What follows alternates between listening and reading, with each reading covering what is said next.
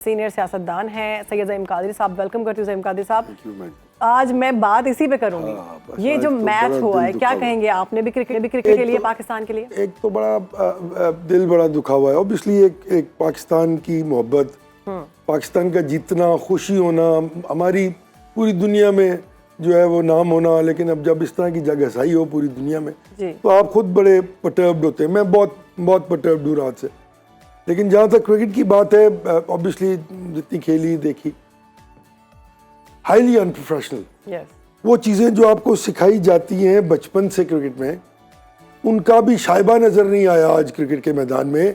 और उस मैदान में जहाँ T20 का वर्ल्ड कप हो रहा था, मतलब 2-3-4 बातें इस तरह की हुई जो मैं देख रहा था कि जो एटीट्यूड प्रिवेल कर रहा था वो ये था कि जो ऑब्वियसली जब जिस तरह भी आपके एनालिस्ट ने कहा कि विकेट बहुत बेहतर हो चुकी हुई थी बाय द टाइम, क्योंकि सब लोग ये कह रहे थे कि बारिश हो चुकी है, हैवी एटमॉस्फेयर है, जो टॉस जीतेगा वो मैच जीतेगा। अच्छा। हाँ जी, ये एनालिसिस था बहुत सारे क्रिकेटर्स का।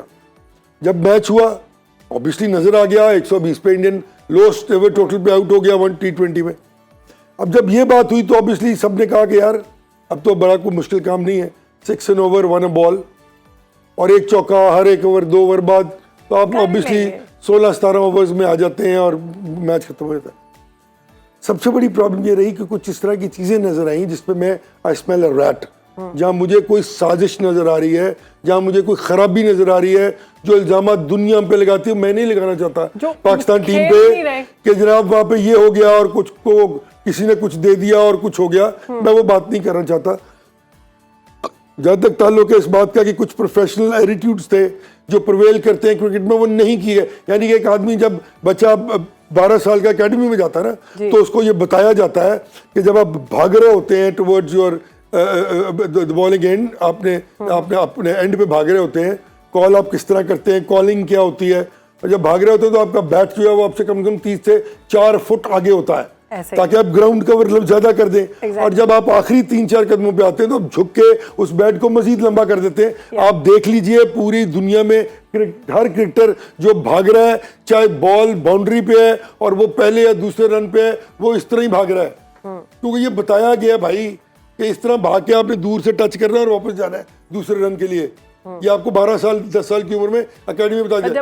अमाद वसीम साहब भागे ही नहीं, और उसके अलावा जब भाग रहे हैं और जाके वो वहाँ यूं करके बैट क्यों सीधा कर रहे हैं, यानी कि उनका वो बैट जो यहाँ होता है वो उनसे कम से कम आधा क्वार्टर सेकंड पहले वहाँ मौजूद होना चाहिए था। और आप ये खेल रहे हैं T20 इंटरनेशनल वर्ल्ड कप खेल रहे हैं एंड यू आर सो कैलेस, आप इतने रिलैक्स्ड हैं, आपको पता ही नहीं है कि आपने क्या कर रहे हैं। और बॉल आपके पास आ रही है, आप हिट ही नहीं कर रहे। पूरी टीम जो है वो रिलैक्स थी। इस तरह जो अमाद वसीम साहब तो मुझे लग रहा था कि वो खैर समझ रहे थे कि हम घर से जीत के गए हुए हैं, और वो मतलब क्यों ये कर रहे थे, इसकी इन्वेस्टिगेशन पीसीबी को करनी चाहिए। अभी कहा है ना, उससे कोई पूछे। मौसिर रखवी साहब वो छोड़े ना यार, उनको तो बादशाह आदमी है। किसी को पूछे कि भाई ये कोई पूछे उनसे कि तुम्हारा बैट क्यों नहीं लगा 4 फुट दूर, भाई तुम खड़े हो क्यों टहल रहे हो जबकि बॉल सीधी उसके पास आ रही है। फॉर गॉड सेक, हमेशा जब चीजें सामने आती हैं, एक साहब को हिट मारते देखा, वो पुल कर रहे थे गेंद को और उनका बल्ला जो था वो इस तरह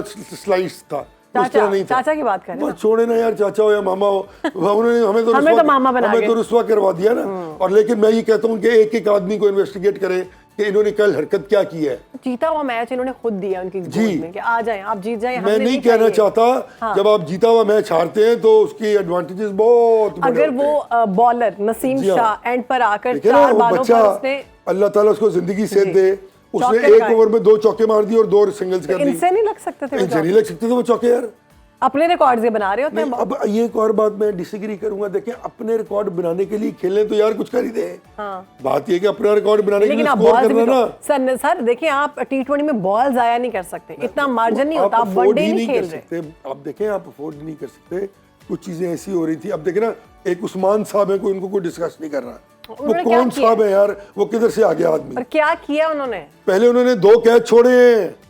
जी जी जी जी जी जी, पहले उन साहब ने 2 कैच छोड़े हैं। उसके बाद वो जब बॉल थी तो वो आउट स्विंग बॉल कर रहा था। बुमराह बड़ा अच्छा आउट स्विंग करता है, इन स्विंग भी अच्छा होता है। सिराज को भी 2 आउट स्विंग पे उन्होंने वो T20 में बल्ले के साथ चेज कर रहे हैं उसको यूं कि मैं हिट में ये स्लिप मार दूंगा। ज़हीम साहब, आप इस तरह मैं T20 में इंडियन चेज टीम करते ही नहीं है मैं बैट के इंडियन साथ। टीम से बहुत इंस्पायर हूँ कि वो हारते हारते भी कम से कम शॉट्स तो मारते हैं, नहीं, चौके छक्के तो मारते हैं, बाउंड्री तो करते हैं। इनकी एक वीक बॉलिंग साइड थी उन्होंने- और उनकी एक बहुत स्ट्रांग बैटिंग साइड थी। जी। उनकी बैटिंग साइड पहले फेल हुई, उन्होंने उन्होंने ओवर bowling रिएक्ट strong किया, कर ली। उन्होंने मेहनत की, उन्होंने जोर लगाया। उनकी बॉलिंग साइड जो एवरेज बॉलिंग साइड अच्छा, है, सोशल मीडिया एक बॉलर है उनके पास सिर्फ बुमराह, उसके अच्छे गेंद स्विंग होते हैं दोनों तरफ, इन स्विंग आउट स्विंग, पर अब भी स्पिनर्स बांटे बिल्कुल।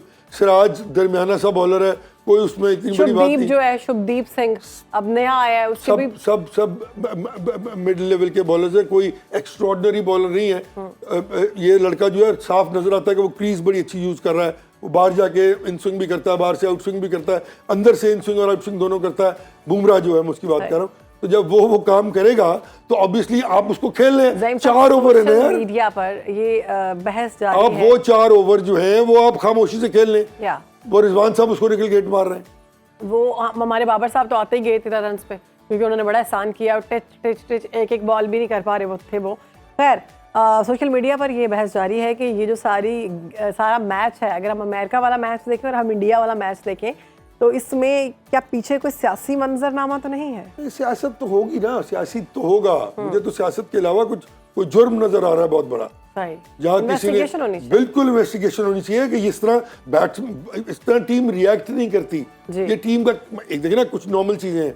आप यहाँ बैठ के न्यूज कास्टिंग करती हैं, आप गुफ्तगू करती हैं, तो आपका एक स्टाइल है जो बना हुआ है और जो हमेशा पोर्ट्रे होता है। यकदम एक आपको चीज जो आपने पिछले 5-7 साल में सीखी है लोगों से, वो आप एकदम निगेट करके कि नया काम शुरू कर देंगी, तो ऑब्वियसली आप किस तरह जो है वो कामयाब होंगी। तो it was ridiculous. There is I smell a rat somewhere. There is something seriously wrong with the professionalism of the team. And why did it happen? It has to be investigated in a very subtle manner. Exactly ये बहुत ज़बरदस्त आपने बात की, investigation होनी चाहिए। मोहसिन नकवी साहब कह रहे हैं कि मेजर सर्जरी की ज़रूरत है। हम देखना चाहेंगे, हम आपसे अपील करते हैं मोहसिन नकवी साहब कि मेजर सर्जरी करें, ताकि इनके जो एड्स हैं, इनको इतनी अच्छी सैलरीज मिल रही हैं, फिर भी ये आवाम के दिलों के साथ खेलते हैं। ये ठीक नहीं है। अगर आप परफॉर्मेंस नहीं दे पाकिस्तान सकते की इज्जत तो तबाह हो आप जाती है। एग्जैक्टली आप जीरो हैं।